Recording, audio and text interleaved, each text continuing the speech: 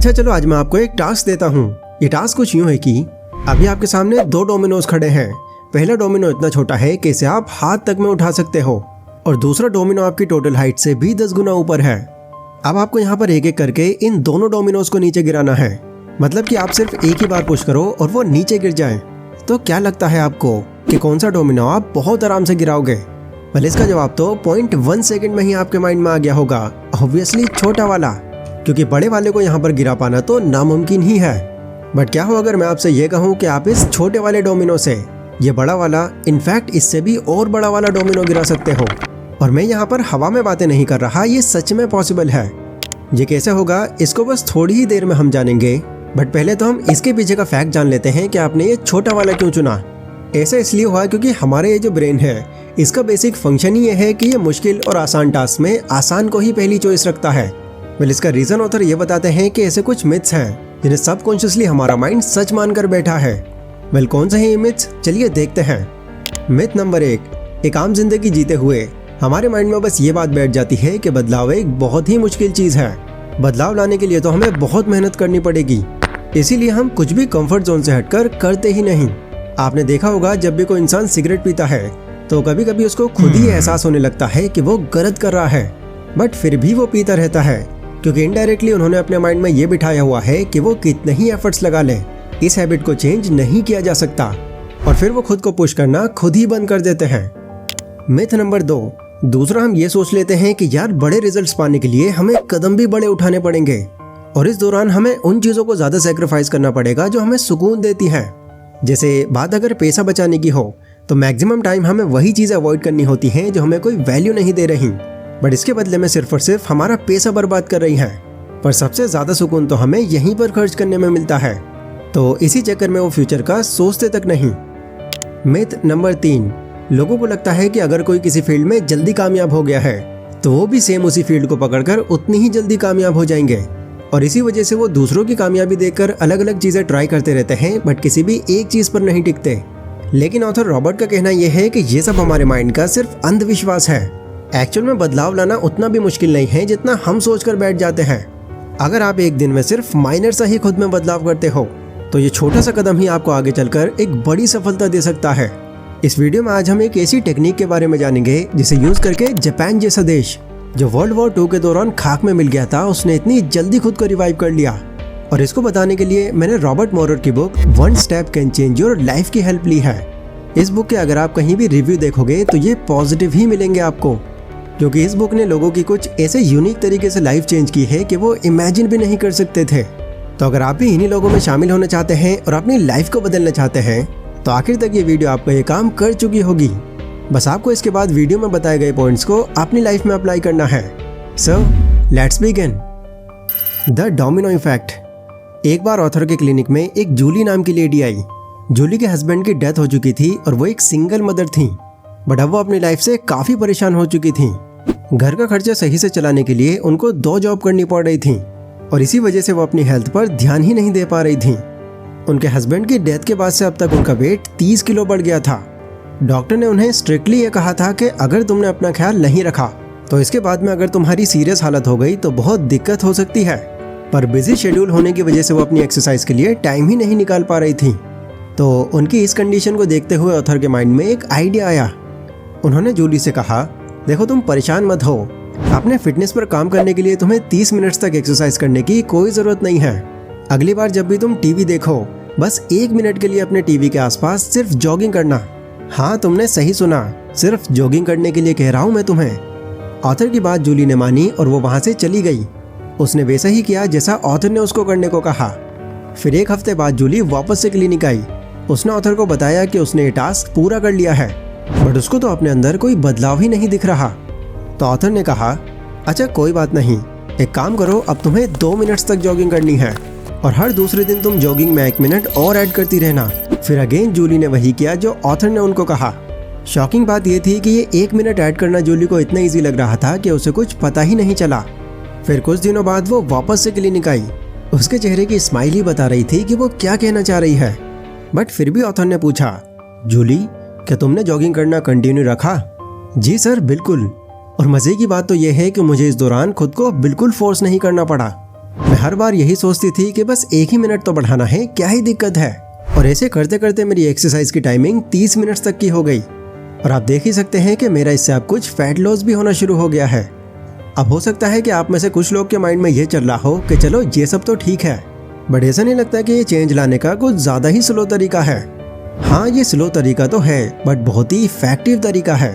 आपको याद होगा स्टार्टिंग में जो मैंने आपको टास्क दिया था, एक तो उसमें बहुत छोटा डोमिनो था और एक बहुत ही ज़्यादा बड़ा था।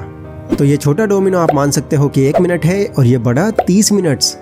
अब इन दोनों के बीच में जो धीरे धीरे आप डोमिनोज बढ़ाते जाओगे, तो इससे 30 मिनट्स वाले डोमिनो का डर आपका कम होता रहेगा। देन एक टाइम ऐसा वो आ ही जाएगा जब इतने डोमिनो आप खड़े कर चुके होगे कि उस एक 30 मिनट्स वाले डोमिनो को आप 1 मिनट वाले से ही बीट कर सको। How domino effect works. Video की स्टार्टिंग में मैंने आपको जिन 3 मिथ्स के बारे में बताया था, उनसे आपने ये तो जान लिया कि आपका माइंड क्यों बदलाव नहीं चाहता, लेकिन इसके पीछे का मेन रीजन जानने के लिए आपको अपने माइंड के स्ट्रक्चर को समझना होगा। हमारा दिमाग 3 हिस्सों में बटा हुआ है। दिमाग के सबसे निचले हिस्से को साइंटिफिक भाषा में रेप्टाइलियन ब्रेन कहते हैं। दिमाग का ये हिस्सा आपको अलर्ट करता है, यह आपके दिल की धड़कनें बढ़ाता है और आपको सिग्नल देता है। इसका काम आपको रात में सुलाने का और दिन में जगाने का भी है। दिमाग के ऊपर वाले हिस्से को मैमेलियन ब्रेन कहते हैं। यह हमारी बॉडी के अंदर के टेम्परेचर को और हमारे इमोशंस को कंट्रोल करता है। दिमाग का तीसरा हिस्सा सबसे बड़ा होता है और इसे हम कॉर्टेक्स कहते हैं। आप इसे दिमाग का सबसे स्मार्ट हिस्सा भी समझ सकते हो, क्योंकि ये बहुत इंटेलिजेंट होता है। ये हमारे दिमाग की रैशनल थिंकिंग और सभी क्रिएटिव चीज़ों को कंट्रोल करता है। वैसे तो दिमाग के इन तीनों हिस्सों का अपना अपना काम है, पर इन तीनों हिस्सों को जब एक साथ काम करना हो तब ये स्मूथली काम नहीं करते। रैशनल ब्रेन हमारा हमें बताता है कि हमें वेट लूज करना है, लेकिन फिर एक ही बार में चिप्स का हम पूरा पैकेट भी खा लेते हैं। कभी कभी तो ऐसा होता है कि अगर आप कभी कुछ काम करने बैठते हो तो अचानक से आपके माइंड में एक बहुत अच्छा आइडिया आता है, लेकिन फिर अगले ही पल उस आइडिया को आप भूल भी जाते हो और बाद में आप उस आइडिया को कितना भी याद करने का ट्राई कर लो, वो माइंड में ही नहीं आता। वेल, इन सारी चीज़ों के लिए रिस्पॉन्सिबल है हमारे मिड ब्रेन में मौजूद अमिगडाला नाम का एक छोटा सा हिस्सा। ये भी हमारे सर्वाइवल के लिए वैसे तो बहुत ज़रूरी होता है, क्योंकि ये भी खतरे के टाइम पर हमारे माइंड को अलर्ट करता है और हमारे माइंड के दूसरे फंक्शंस को अवॉइड करके बॉडी को एक्शन लेने के लिए तैयार करता है।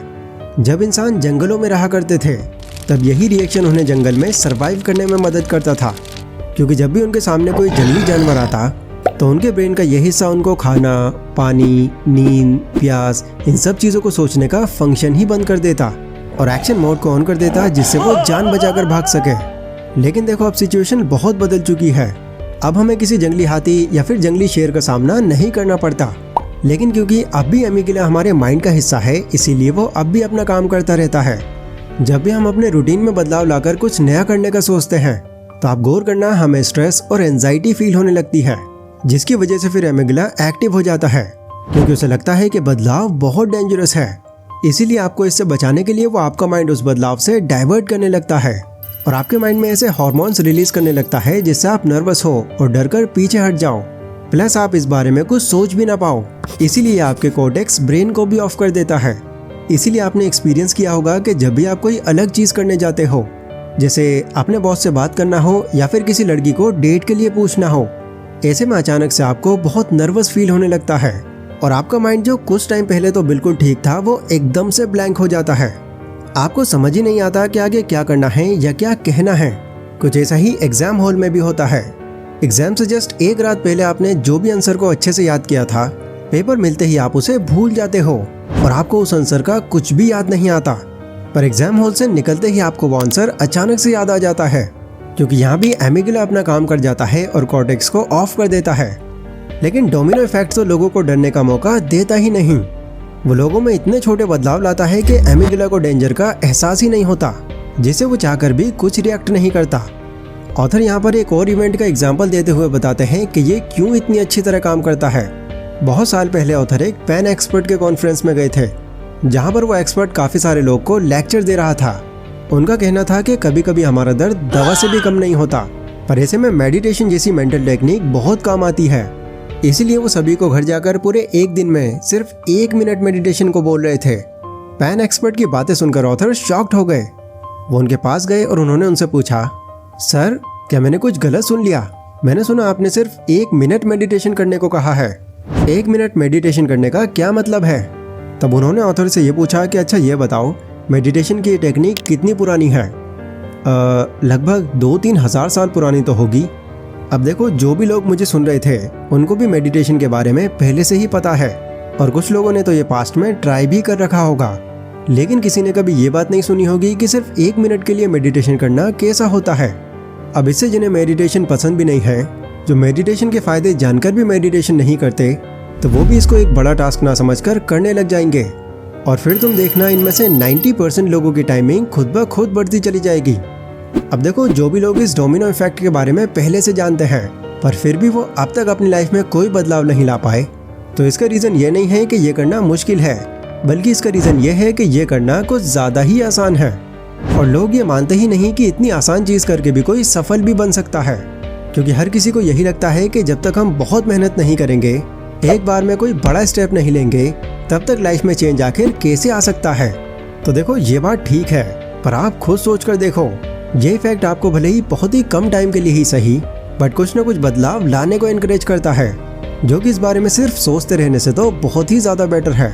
और आपने सुना होगा कि भले ही थोड़े टाइम के लिए ही सही, बट किसी चीज़ को अगर आप बार बार रिपीट करते हो तो धीरे धीरे वो चीज़ भी आपकी हैबिट के अंदर जुड़ जाती है। चलो एक छोटा सा एग्जाम्पल ले लेते हैं। मान लो आपने कोई सेल्फ हेल्प बुक खरीदी, बट उसे आपको पढ़ने का मन नहीं है, तो कोई बात नहीं, आपको वो बुक पढ़ने की ज़रूरत भी नहीं है। पहले दिन बस आप वो बुक उठाओ और उसकी हेडिंग्स पर नज़र डाल लो, और जो भी हेडिंग आपको ज़्यादा इंटरेस्टिंग लगे उस पर मार्क करते चलो। या चलो, अगर पहले दिन आपको ये भी नहीं करना है तो अपनी अलमीरा से बुक निकालो और सोने से पहले उस बुक को अपने बेड के पास रख दो, और अगली सुबह जब बुक आपकी नज़रों के सामने होगी तब आप उस हेडिंग वाले प्रोसेस को कर सकते हो। अब अगर आप ये सोच रहे हो कि यार मेरा तो उसे उठकर बेड पे रखने का भी मन नहीं है, तो बस फिर तो आपका भगवान ही मालिक है, क्योंकि ये तो इतना छोटा काम है जिसका कोई एक्सक्यूज भी नहीं दिया जा सकता। इसीलिए ही तो डोमिनो इफेक्ट को इतना यूजफुल माना गया है, क्योंकि ये आपके सामने आने वाले सारे एक्सक्यूजेस को जड़ से ही खत्म कर देता है। ये सारी बातें मैंने आपको रॉबर्ट मॉरर की book 1 step can change your life से बताई है, और इस बात को मैं दोबारा रिपीट कर रहा हूँ कि इस बुक के काफ़ी पॉजिटिव रिव्यूज़ हैं, क्योंकि इस बुक ने लोगों की लाइफ पूरी तरह से बदल कर रख दी। वैसे एक और टेक्निक है जो इससे काफ़ी हद तक सिमिलर है, बट वो टेक्निक भी आपके लिए उतना ही इफेक्टिव है जितना कि यह टेक्निक है। तो कौन सी है वो टेक्निक, अगर आपको ये जानना है तो आपके लिए ये वाली वीडियो है। हो सकता है ये वाली टेक्निक आपको और ज़्यादा हेल्प कर दे। तो मिलते हैं अपनी उसी वीडियो में, तब तक के लिए stay safe, stay healthy, take care.